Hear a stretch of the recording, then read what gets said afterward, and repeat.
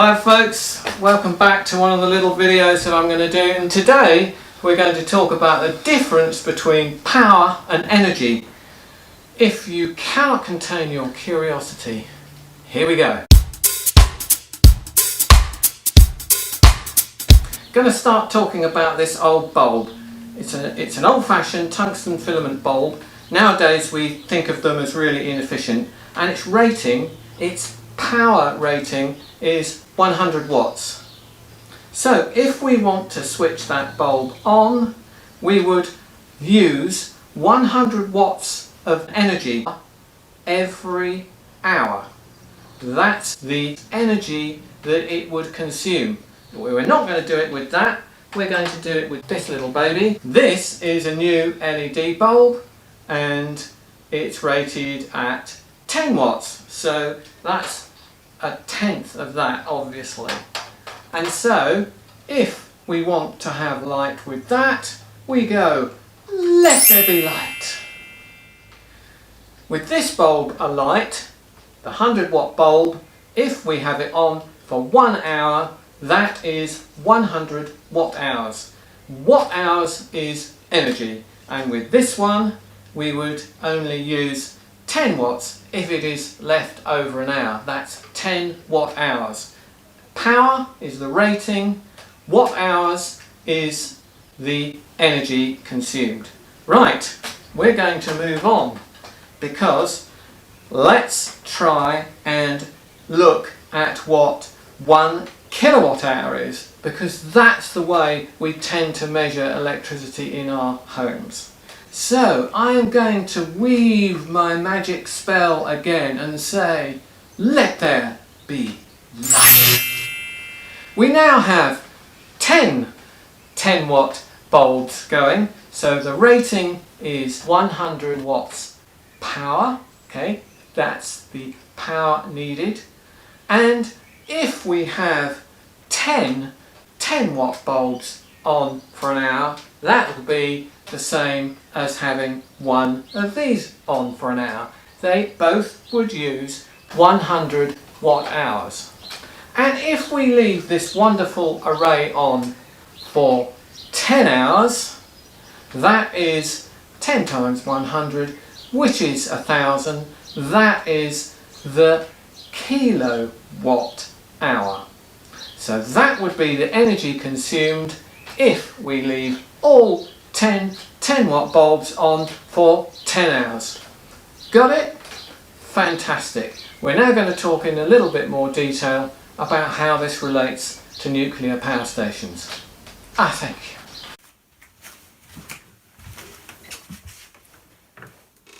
Just to recap, we've got one bulb and its power rating is 10 watts. Power. If we switch it on, that one 10 watt bulb, we leave it on for 1 hour, that is 10 watt hours of electrical energy consumed. And then we moved on to our 10 watt bulbs, and if we put them on for 1 hour, that's 100 watt hours of energy. And if we have our 10 bulbs of 10 watts on for 10 hours, that's 1000 watt hours, or 1 kilowatt hour. We can also look at an electrical kettle. Now, kettles have a much higher rating, a power rating typically of anything between 2 and 3 kilowatts. Now, I timed the electrical kettle in the kitchen here. It took 3 minutes to boil. So 3 minutes divided by 60 minutes for the hour, that's 1/20th of an hour. 3 kilowatts times 1/20th is 0.15 kilowatt hours. If you do 10 boils, that's 1.5 kilowatt hours. Quickly need to look at the units of power, and we have already talked about the watt, and we've talked about how 1000 watts is 1 kilowatt, 1000 kilowatts is 1 megawatt, 1000 megawatts is 1 gigawatt, and 1000 gigawatts is 1 terawatt.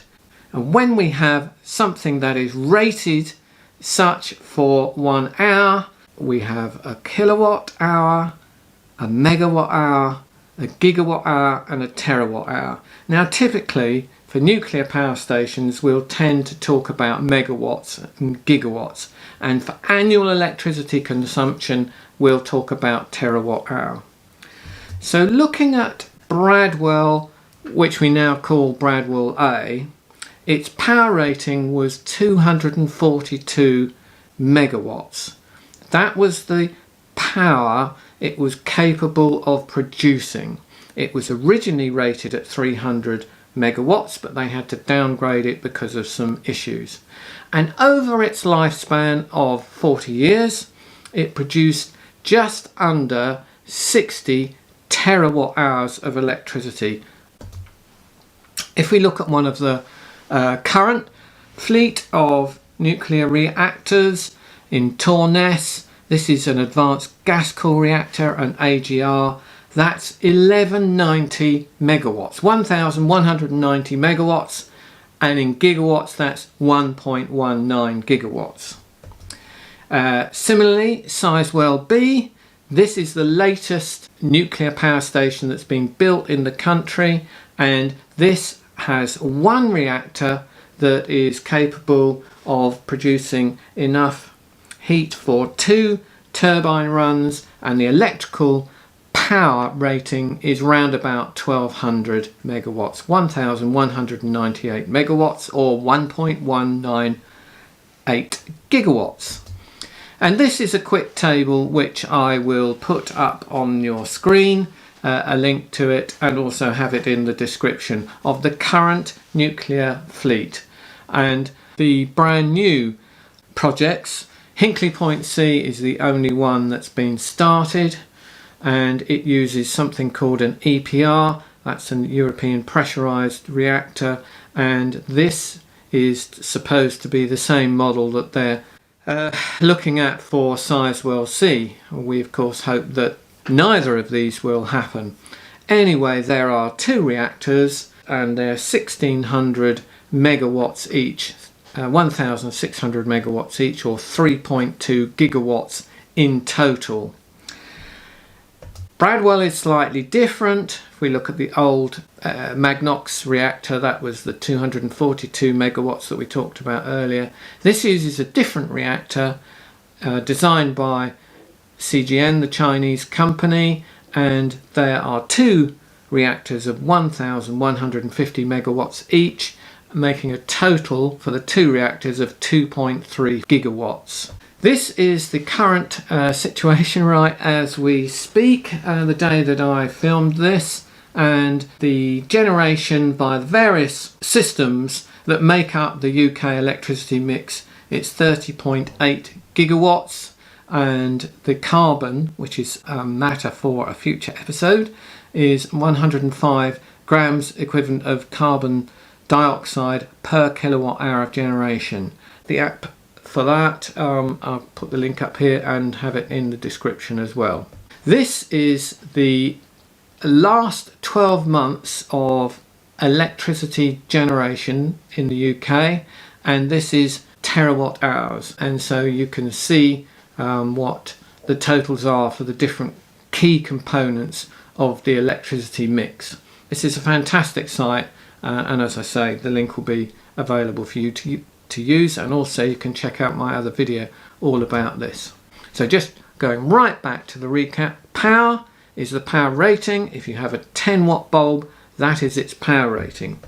If you leave a 10 watt bulb on for a period of time, in terms of hours, it becomes the energy consumed. So I do hope that's been helpful. We are moving on towards this discussion about low carbon, and it was essential that we talk about the different units of power and of energy ready in preparation. Please click on the link on the blob to subscribe, leave a comment should you wish, and I really hope to see you next time. Carry on keeping safe. All the best. Let there be light.